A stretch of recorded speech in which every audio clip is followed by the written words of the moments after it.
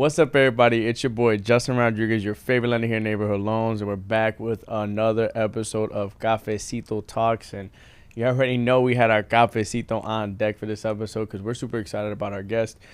Today is going to be one of those guests that resonates very well with me because he's the type of individual that does not matter what is in front of him. He's going to burst right through the wall and make sure he accomplishes every single goal that he is looking to accomplish. So this episode is really special to me. I've had multiple conversations with my good friend here, and it's just really the epitome of what I think hard work truly is, and there's really no excuses other than just work hard and get through to where you want to be. So I don't know if you want to introduce yourself, bro. Appreciate you coming out. Thank you so much, bro. Happy to be here Of course, with you here at Cafecito Talks.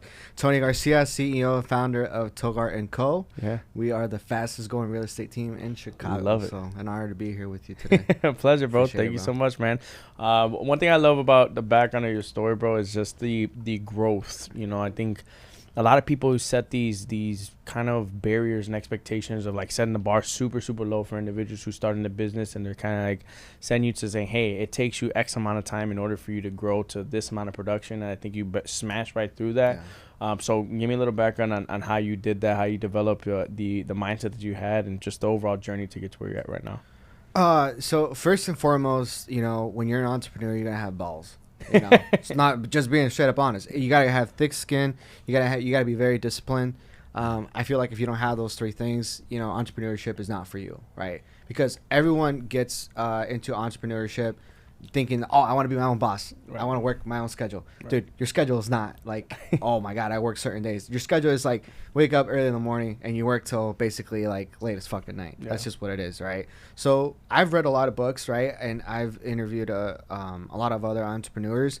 One book that really kind of changed my mindset was The 10X Rule by Grant Cardone. Nice. Right? I feel like when you limit your mindset to, okay, one day I'll buy a house, or okay, or maybe one day I'll have rental properties. Why don't you just put a metric? Oh, like, hey, by this day I will have this, right? And then you set that goal and then just 10x it. Like, say, fuck it.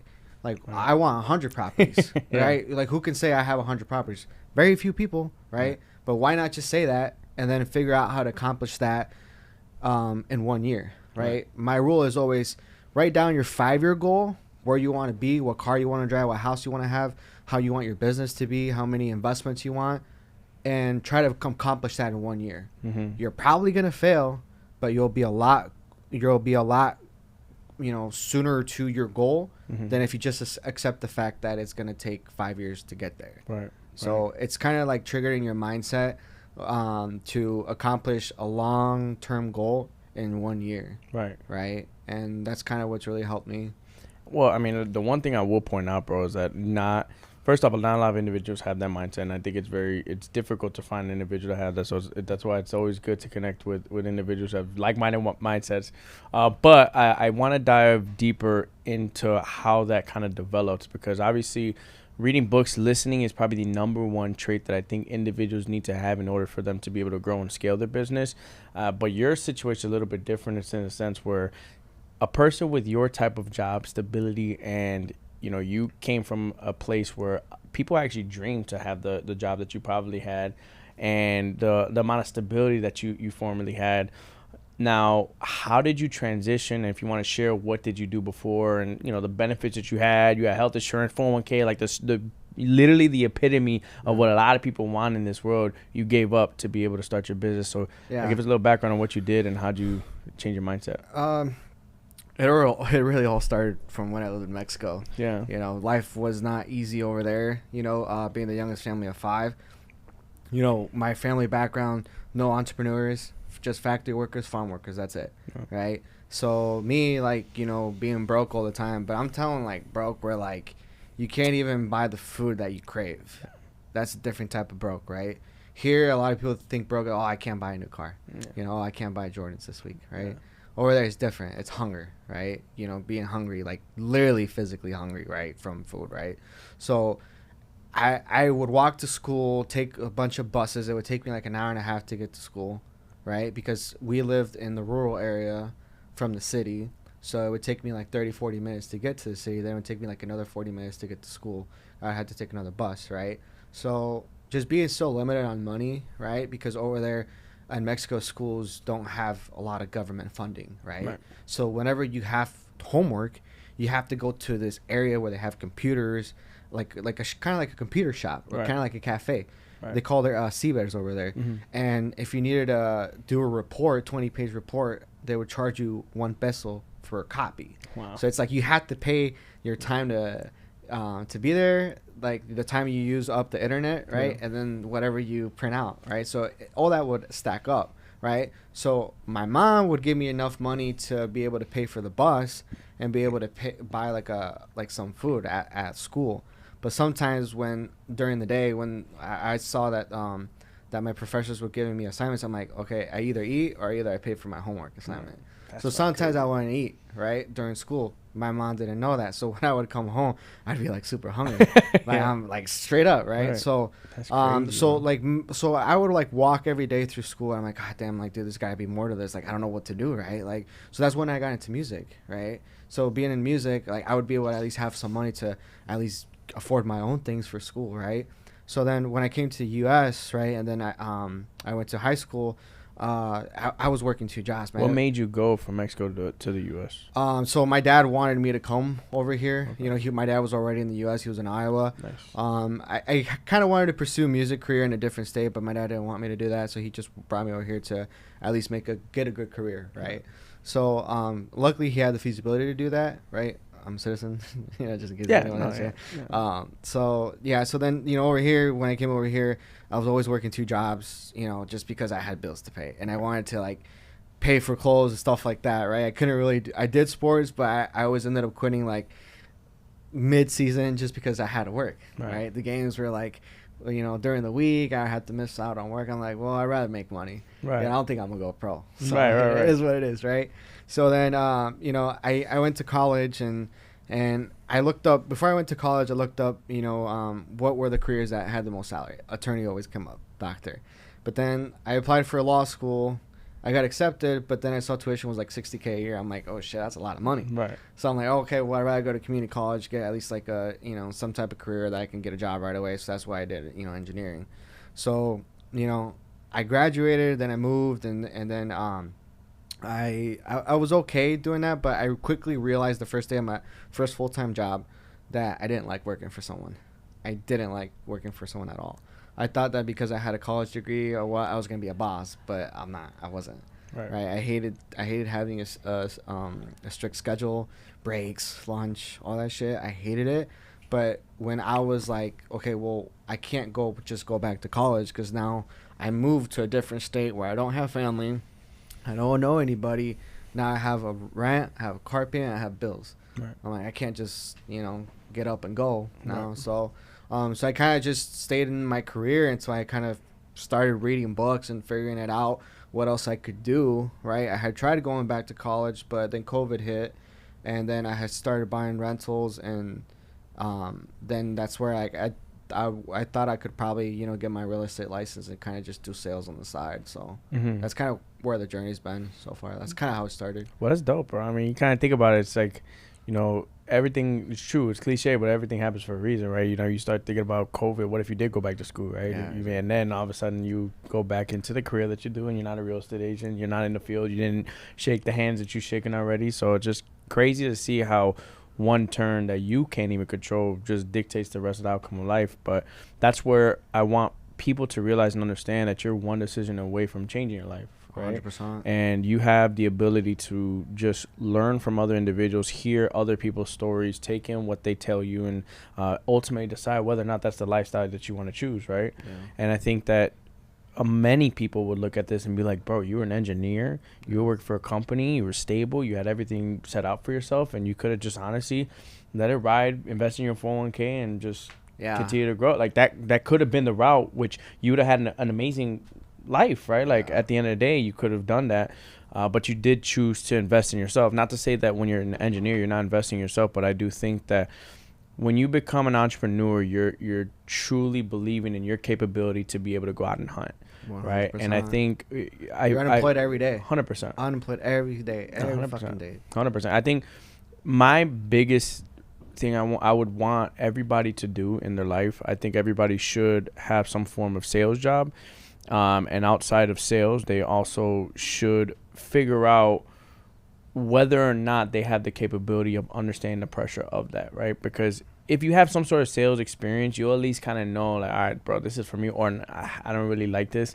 And at least you can kind of understand the capabilities. It's like there's two different paths, right? You could be the 18 player. You could be the number one person that handles all the pressure. You're okay with making the phone calls. You're okay with driving around everywhere and hustling and grinding every single day.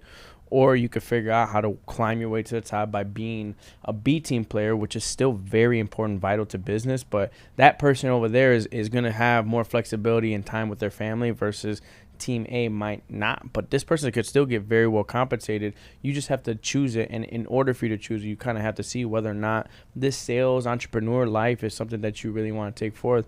And it sounds like you figured that out pretty quickly, but it was all through reading books. So, do you think your mindset shifted over time from your career path all through reading and listening to podcasts and books? Or what was the turning point and switch that made you like, all right, I'm jumping into entrepreneurship. This is for me. Yeah, dude, I'll tell you the exact moment. And I'm glad you asked that because to make long things short, it was all the bullshit. Yeah. It was just all the bullshit behind corporate, right? It just not ever doing enough, having your manager be on your ass. So it happened. It was a beautiful summer day.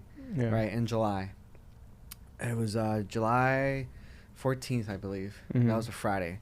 So I had just gotten back from Colombia from vacation, and I took a small trip because if I used up more days, I couldn't go to Mexico in the summer because then I would have used up my vacation time. Right. I hated that, right? So I had just gotten back from Colombia, and my manager, I had gotten a new manager, and he had gone on vacation the week that I came back. Right, so in the engineering office, it was like me, another 2 engineers, and my manager, and one office, like a room like this. We all had cubicles. So on that Friday of that week, I had some reports I had to drop off at my manager's desk, and in there, to this day, I still have that picture. I took a picture of it, but I noticed in the corner of my eye, his notebook was open, and it had my name, Tony. I was like, what the hell? Was he, was he writing a diary about me? Is he in love with me or what? What the hell? And in there, I like snuck over, when no one looked, and I took a picture of it and I read it.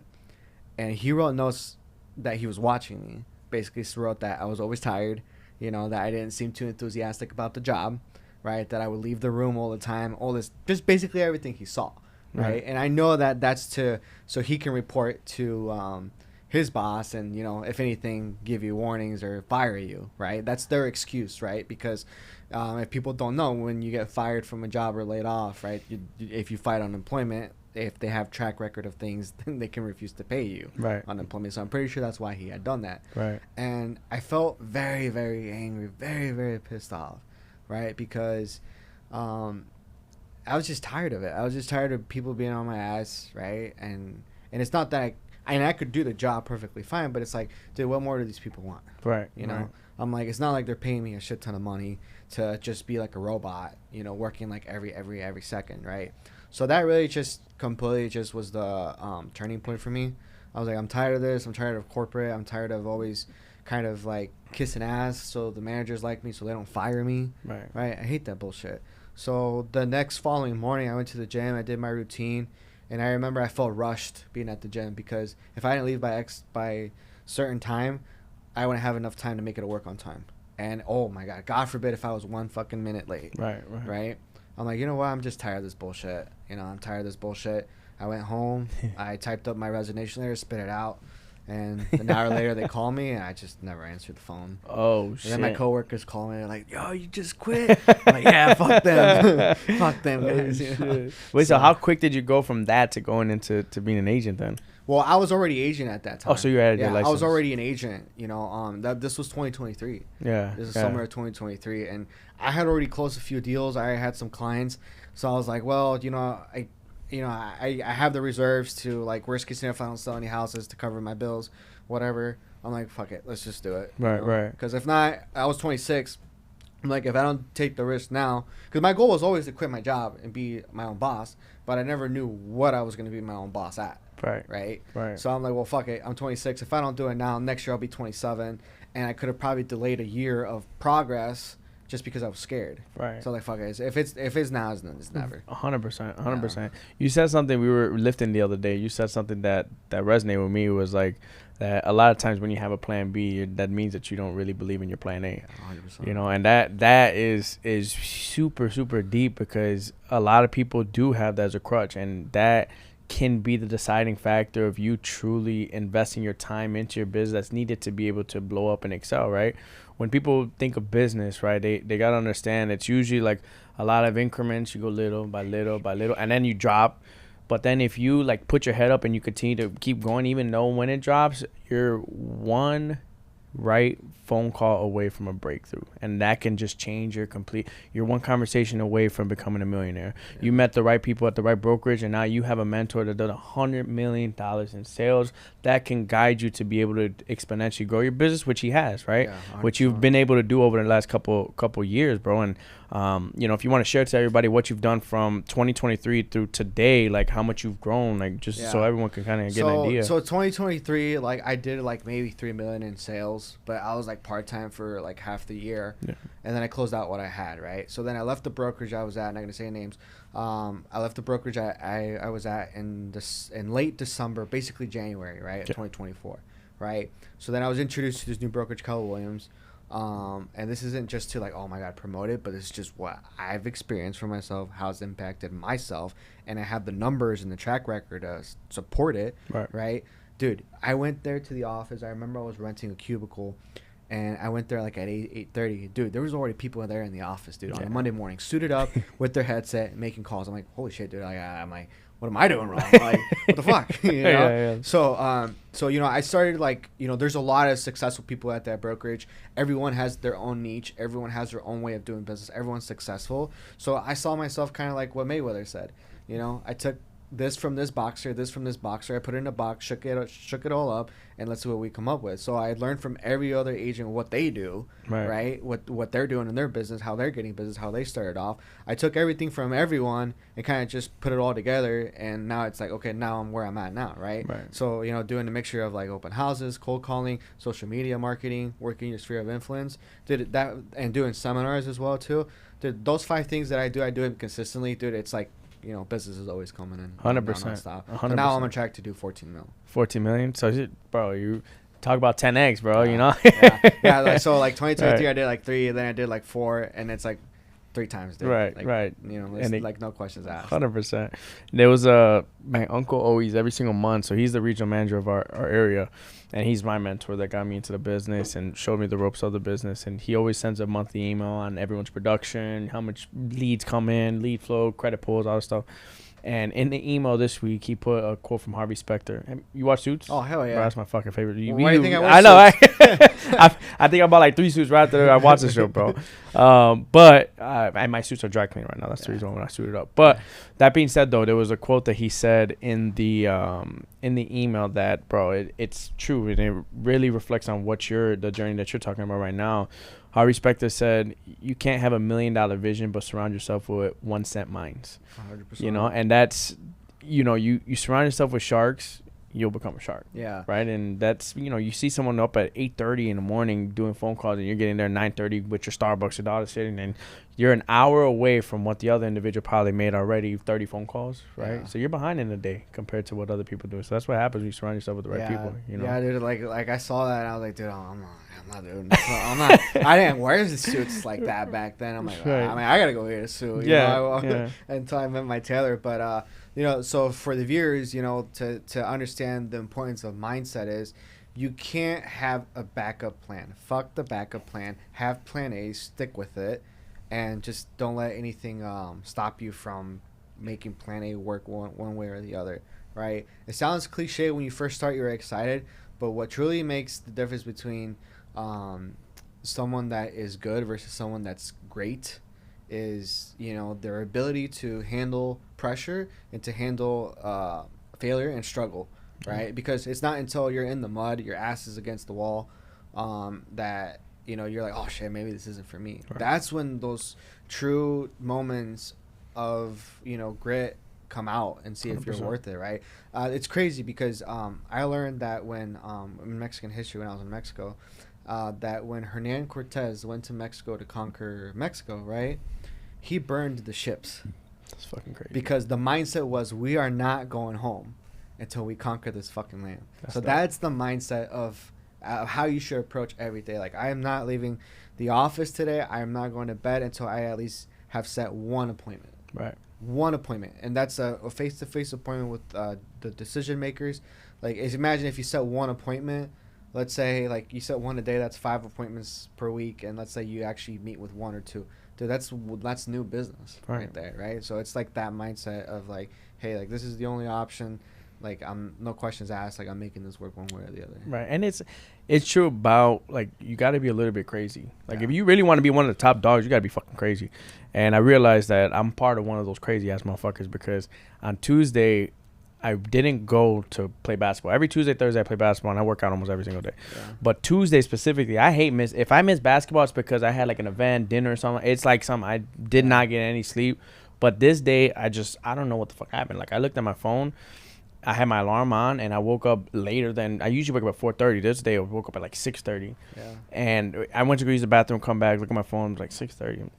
6:30, what the fuck? And I'm like rubbing my eyes. I'm like, why am I 6:30? And at that point in time, I'm seriously mad at myself. I'm like, you wasted a fucking morning that you could have been working at. And I'm almost like negotiating with myself. I'm like, you're supposed to use these days when you have an event or your dinner, and you wasted it for what? You didn't wake up that. And I'm having a conversation with myself, and I'm downstairs, and I look at myself. I'm like, what the fuck am I doing? Yeah. Like, I'm fucking crazy. I'm talking to myself. What am I doing? So then, but I was so mad that I ended up running. I never fucking run. I never run. I was just, so upset at the fact that I didn't do it that I ended up running. The point being, you circle everything back, is that you kind of have to, and I apply the same thing that I do working out, is to work, right? Why didn't you show up at 9 a.m.? Yeah. My uncle instilled that into me when I first started in the business. I would come from Bolingbrook to Bucktown. If I didn't get there at 9 a.m., he'd like, what the fuck? Like, he treated it like it was, like, if it was SEAL Team 6, like, this is a job. You have to be here at this time. And if you're not 10 minutes early, 15 minutes early, you're late, right? If you're not here 15 minutes early, you're late to the job. And that always played in my head till this day. If I don't get to the office at a specific time at 9 a.m., 8:30, around there, I'm late. And I got to hold myself to that standard, because now I have team members that are dependent on me. I have my clients that are dependent on me. I have people that are depending on me to be able to produce. And at the end of the day, myself, right? I'm doing this for myself and for my family, for us to be able to eat, right? Eat food and hunt. 100%. So at the end of the day, it's a different level of mindset that you got to have, and be able to hold yourself accountable. But if you're surrounded by individuals that are also doing it, it makes you even more motivated. Because, 100%. I feel like the mindset should always be like, hey, like, you should do it for yourself without anyone being on your ass about it, right? Because that's how you develop 100%. Discipline. But then if you have like-minded people that push you to do it, it's like, hey, dude, like, they're watching. I don't want to let them down, right? Or I don't want them to make fun of me or something, right? Like, it's like, it does, like, having. That's why a lot of people do coaching, right? It's to hold yourself accountable to having that, that standard for yourself and for your business. So yeah, I agree 100%. I think one of the biggest differences between you and other individuals that I have spoken to is you have a unique background, and that you came from another country. Like, you can't, I'm Mexican, but I was not born there, right? Like, I didn't have that privilege to be able to live there when I was younger. So, like, your background, how do you think that shaped your mindset, bro? Like, going from one country to the other, and just, like, really pursuing your dreams. I mean, life over there is hard, man. Over there, it's like, believe it or not, I have a lot of friends that I went to school with that are dead now. Oh shit. Yeah, just because of the choices they made. And it's crazy, right? I don't know. Like, I was always born, well, I have, this is like on the personal side of things, but I told you I'm the youngest of 5. Yeah. Right. So for like 20 some plus years, the third brother from our family is in jail. He's in prison. He's in there for life. And he's been in there since he was 21. So he's like 40 something now. Yeah. The best years of his fucking life are gone. Right. So that's where I learned that, hey, I'm going to make something of myself, because let's be honest, man, what happened is a huge disappointment to the family, right? Especially because my dad is a big man on respect and honor, and he has like a very high standard for all of us. It is a big disappointment, right? So it's like, then the pressure falls on my fourth brother and then myself, right, to make him proud, right? So that's why I always instill the mindset of like I want to make my dad proud, even though he doesn't say it to me. Mm-hmm. But I want to know that people from our town are talking about me, but good things. That, Right. hey, I'm a huge success in Chicago. Right. Let's just be honest. Chicago is yeah. like a fucking worldwide 100%, name bro. that everyone knows. And if you're a successful entrepreneur in Chicago, like, shit, dude, that's a big city. 100%. You know? So, you know, life was always hard over there. And I always just wanted to make a name for myself. I'm big on my name and having like honor and pride in it. So that's really what's kind of been always my my life goal. And it's interesting to hear, bro, because I think, you know, it's good that you said what you said, because I feel like people sometimes need to shift their mindset, right? Sometimes they might have a father or an uncle or somebody in their life that might not give them the praise that they might be searching for, but it's not a bad thing. It should be fuel. It should be energy to be able to put into your business to make you a better person at the end of the day. And I think a lot of people, when they look at these situations, because my uncle's the same way, bro. Like, he's very, very old school, machismo Mexican, bro. Like, he's straight up, and he's not going to tell me, yo, bro, I'm so proud of you, nephew. You're doing so great. Yeah. Like, there's some moments where he might say, but it's different, bro. Like, I respect it. I like that. I like the drill sergeant. This is what you got to do. Boom, boom, boom. Tough love. That's just how I've always been able to learn. And you played sports. So, you know, I think that's another thing that people should do. Sales and play some sort of sports where people are yelling at your face and telling you to create some sort of level of discipline. But I think people need to just shape their mindset to where if individuals are giving you tough love, use that as energy to be able to grow yourself, grow your business. And as much as it might hurt, as much as it might be like, fuck, I want to make this person proud, they're not proud. It's like, fucking let me make it to where they're going to be proud. Regardless, there's no choice. You're going to make them proud, you know? And I feel like that's, you know, whenever I do have kids, that's how I'm going to raise them, right? Because they got to realize that the world's not all pretty, you know? 100%. I remember my first year out of college, right, that I lived when I was living on my own. After like almost a year at my job, I got fired. I got laid off. Oh, shit. And I was scared, dude, because I was like a month away from turning 21. Yeah. And I was living on my own. You know, I had all these bills. I didn't have that much money saved up. I was fresh out of college.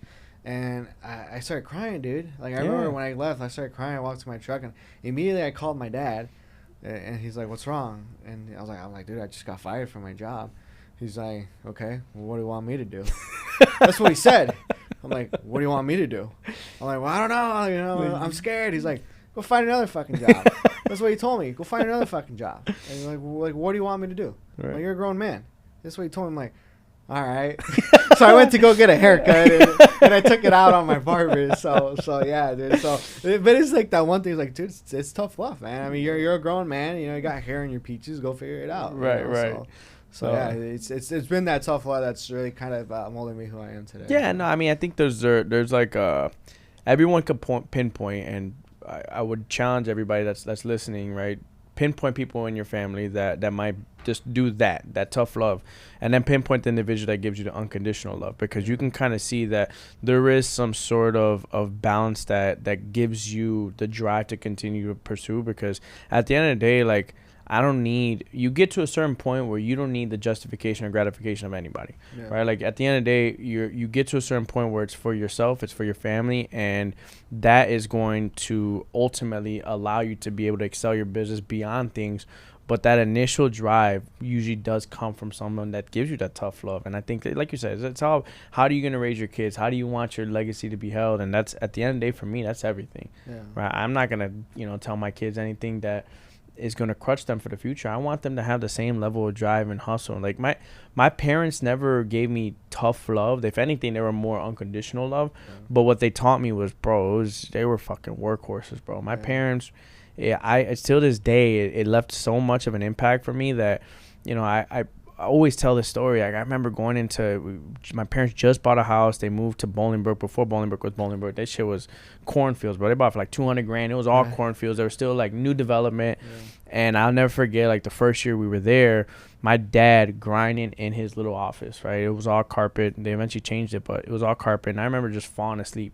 Every time he would work in there, 9, 10 o'clock, I would fall asleep on the carpet right next to him. Really? And that, just watching him work, like, I don't know why. It was just instilled in me to just be next to my parents. And that, to me, was like, fuck, my parents are working hard. And I'm like, I got to make them proud. Exactly that. I got to make my dad proud. I got to make my mom proud. That was like, everything to me. And I refer it to like trees, bro. You know, my grandparents, you know, planted the seed. My parents watered it. They made 2 trees, and my job is to make 5, 6, 7, 8, 9, 10 trees and allow trees. for my kid, right?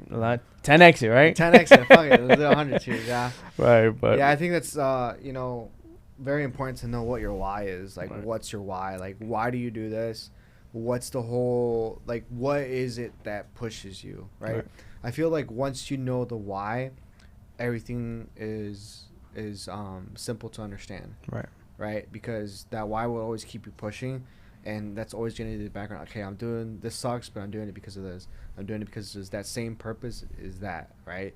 So I feel like people need to sit down like, hey, what's your why? Write it down, and that should be why you do everything you do. And it's, bro, it's crazy because a lot of this shit's cliche, bro. Like, a lot of books you read, a lot of things you hear, it's like all it really is accountability. When you read a book, bro, you're in the back of your mind, you subconsciously know all the things that these books are saying, but at the end of the day, you're not applying it to your life. So this is kind of like a reminder, like, hey, these are things you need to do in order for you to be successful. And a lot of the most successful individuals, all they do is they 10x that. The things that they know that they have to do, they do it every single day until they accomplish the things that they're looking to accomplish. So I think, again, going back to you, I know that you've had a lot of growth over the last couple of years. What for you are some of the goals that you feel like you're gonna 10x, or what are the main things that you're looking to do over the next couple of years to be able to grow your business? For sure is grow the team, leverage a little bit more, right? And I feel like once you establish credibility and you kind of establish a brand,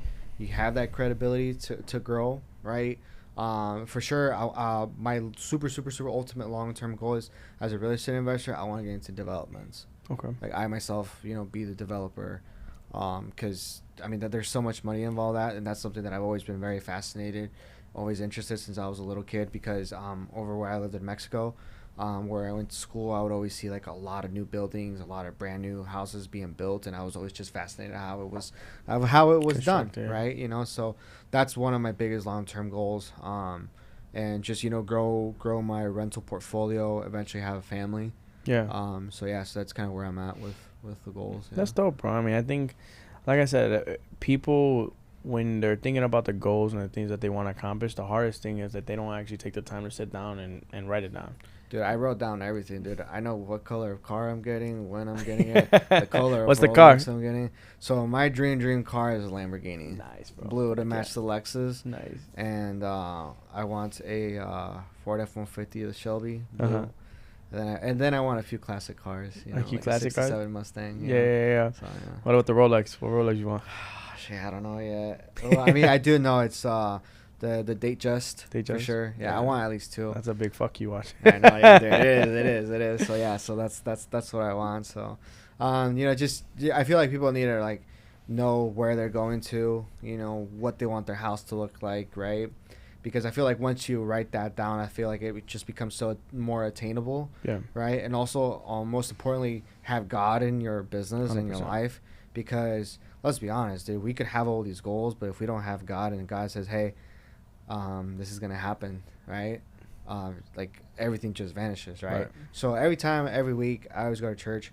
I always pray to God, like, hey, help me become the first multimillionaire in my family. I promise I'll do good things with money. Right. Meaning, like, I do plan to have like a what's it called, nonprofit organization, help out people, especially like people back in like where I'm from in Mexico.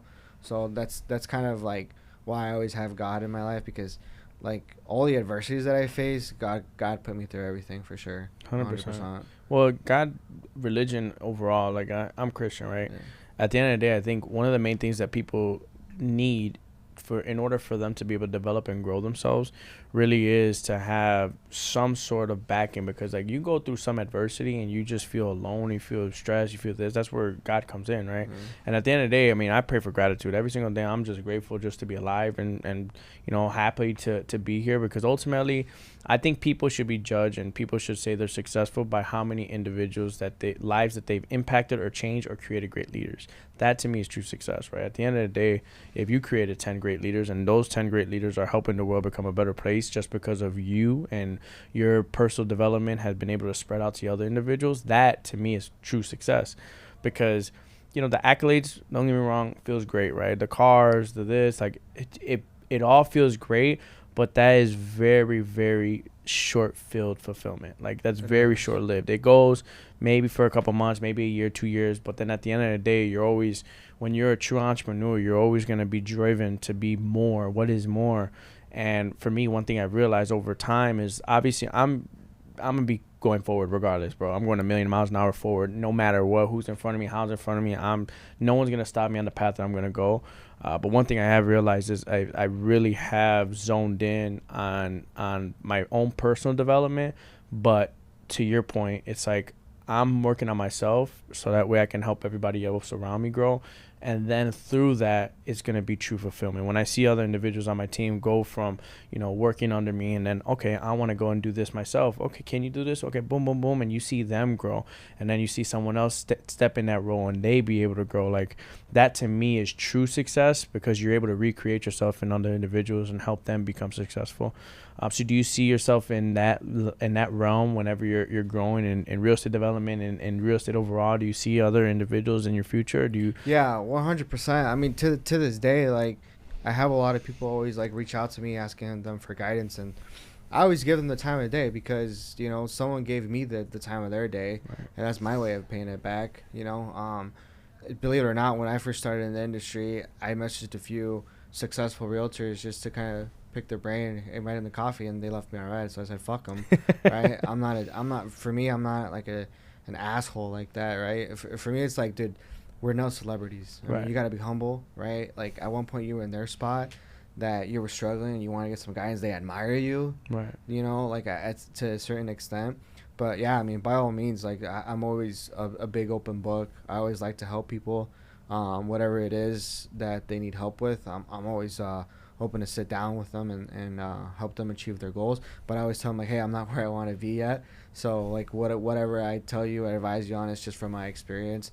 But maybe once I get to where I truly want to be, like, then yeah, maybe, for sure, mentor more people. How much did those messages that were left on red drive you?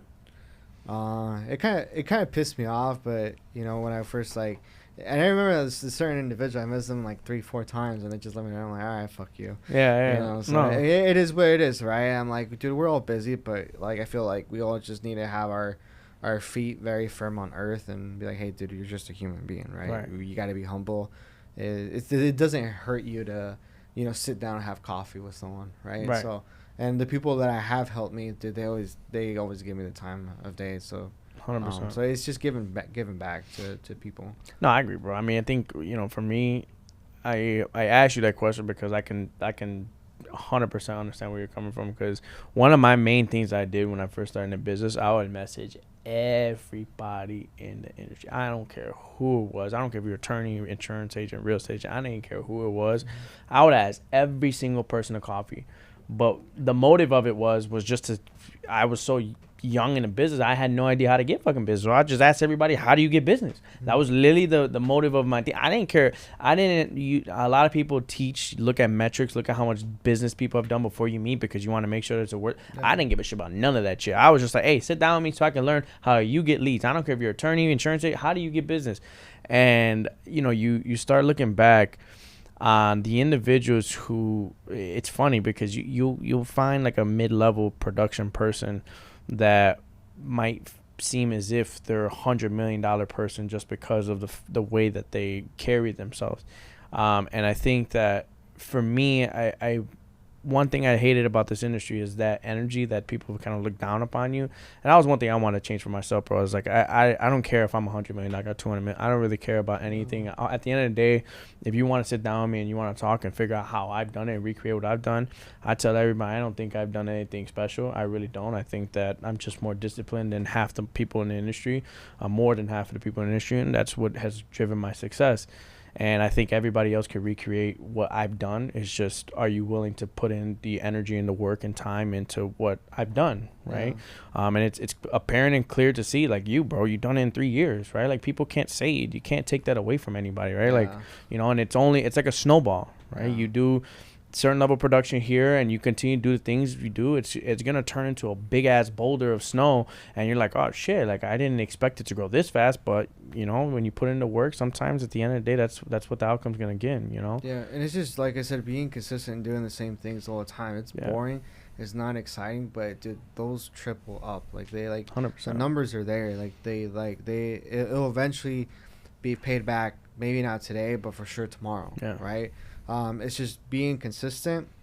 Like Tom Brady said, dude, no one expected him to be like a superstar. Right. Dude, they turned him down so much, dude. 100%, bro. But his mindset knew he was going to be the greatest of all time. Yeah. Even though the stats showed that he wasn't. Yeah. Right? But he believed in himself and he worked harder than everyone. It's the same thing you got to do with entrepreneurship. Like, no one believes in you. Believe it or not, dude, when I first started in the industry, there were certain individuals that I knew that didn't believe in me. And now they're over here trying to kiss my ass for business, right? Well, I said, like, screw that. You didn't believe in me when I first started, right? So it's like one of those things where, like, you always got to be consistent, disciplined, believe in yourself, and just believe like you're already there. 100%. Right?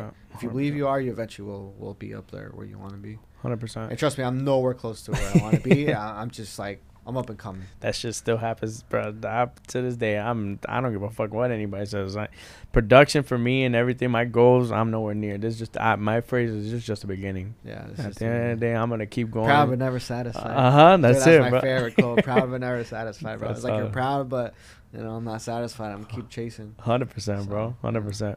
I always wrapped up the podcast with this question, bro. I want to hear.